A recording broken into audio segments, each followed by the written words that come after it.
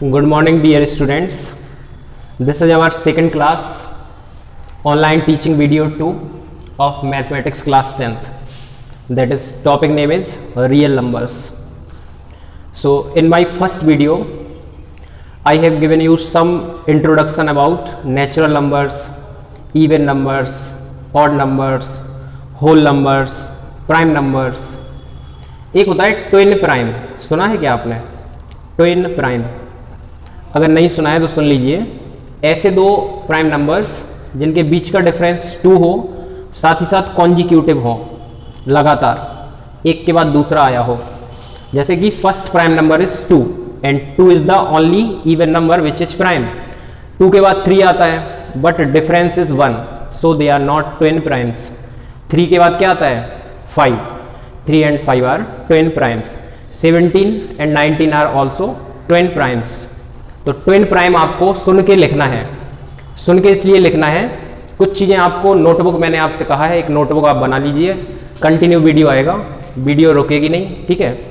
तो नोटबुक में आपको जो चीज़ यहाँ पे बताई जाए या लिखी जाए वो जरूर नोट करनी है, क्वेश्चन अटेम्प्ट करने में आपके लिए हेल्पफुल होगी। Now I will tell you today about rational numbers. Rational numbers. Every year there is a question in exams from rational numbers. Define करते हैं, डेफिनेशन, जैसा कि मैंने कहा है किसी भी चीज को पढ़ने से पहले definition. Ratio, here ratio, so ratio is something numerator upon denominator. Ratio is something numerator upon denominator, or you can say P upon Q. The numerator is P and denominator is Q.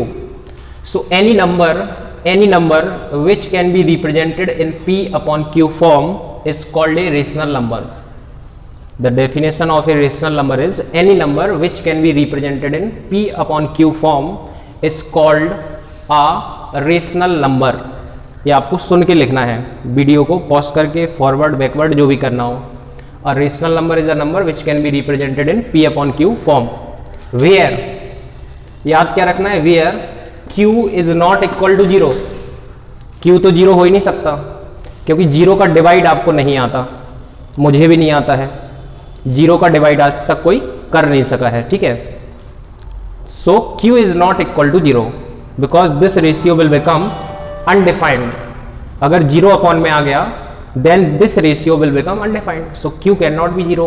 and ये दूसरा point आपको याद रखना है, and P and Q cannot have a common factor.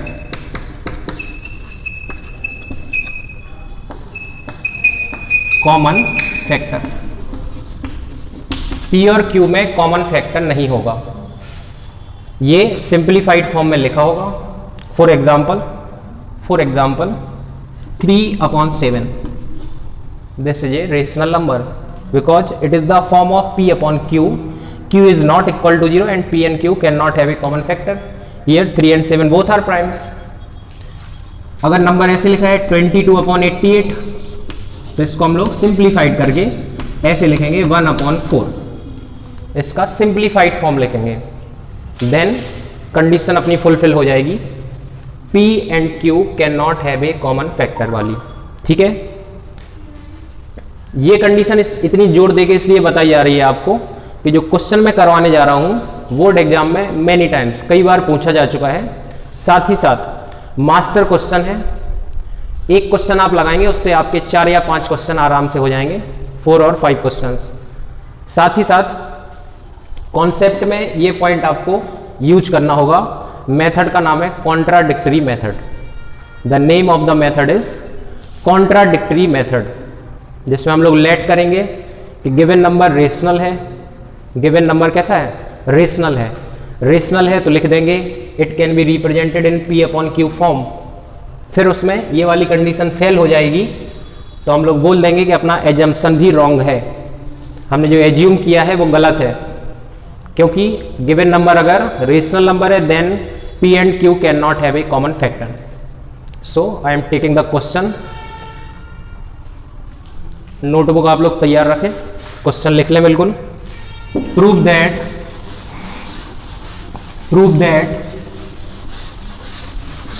आपको सुन के definition लिखनी है, सुन के, पेन कॉपी चलाओ। Prove that under root three is an irrational number. देखना किताब में कितनी बार पेपर में आया है। Prove that under root three is an irrational number, 3 और 4 मार्क्स में आता है। क्वेश्चन क्लियर हो गया सबको? क्या करना है? अंडर रूट थ्री को इर्रेशनल नंबर प्रूव करना है। किसे? अंडर रूट थ्री को इर्रेशनल नंबर प्रूव करना है। ठीक है। सॉल्यूशन में मैंने आपसे कहा था कि कॉन्ट्राडिक्टरी मेथड का यूज करेंगे। जो मैं आपको डेफिनेशन बता रहा था वो इसमें यूज करेंगे। सेकंड प्रॉपर्टी फेल हो जाएगी, then number will be proved as an irrational number. Let under root three is a rational number.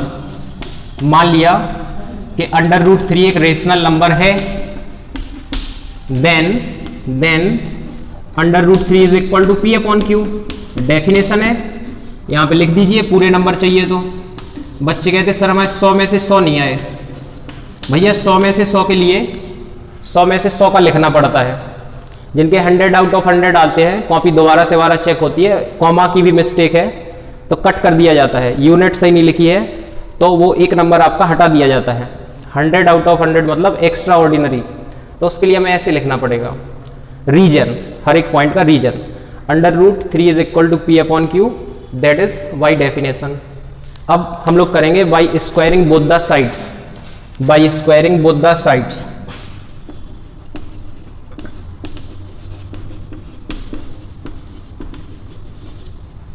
Under root three square is 3 is equal to P square upon Q square. So this will become q square is equal to p square upon 3. p and q are integers, they cannot have a common factor. p square divided by 3 indicates that 3 is a factor of p. ये आपको याद रखना है। p and q are integers, then p square upon 3 is indicating that 3 is a factor of p. 3 is a factor of p. Factor है, p का एक फैक्टर है 3। p is not equal to 3। p अकेला 3 नहीं है, 3 एक फैक्टर है p का। So we can write p is equal to 3k और p is equal to 3m anything, because 3 is a factor of p। Here m is some constant. Let कर लीजिए p is equal to 3m and put in this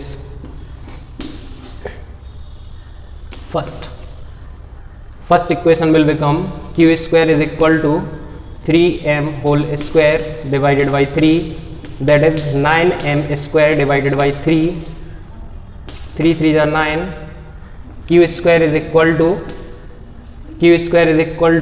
3m square, or we can say m square is equal to q square upon 3. m square is equal to q square upon 3. Here q is an integer, then q square upon 3 is indicating that 3 is also a factor of q. This q square upon 3 will indicate that 3 is also a factor of q. 3 is also a factor of q. तो अभी definition में हमने क्या पढ़ा था? p and q cannot have a common factor, तो लिख देंगे which is contradictory, hence proved under root 3 is an irrational number. ठीक है, ये प्रूव हो जाएगा और आपको लिख लेना है ये। ठीक है, समझ में ना आने पे चैट बॉक्स में आप अपनी समस्या लिखिए, वो आपको एक्सप्लेन कर दी जाएगी। धन्यवाद।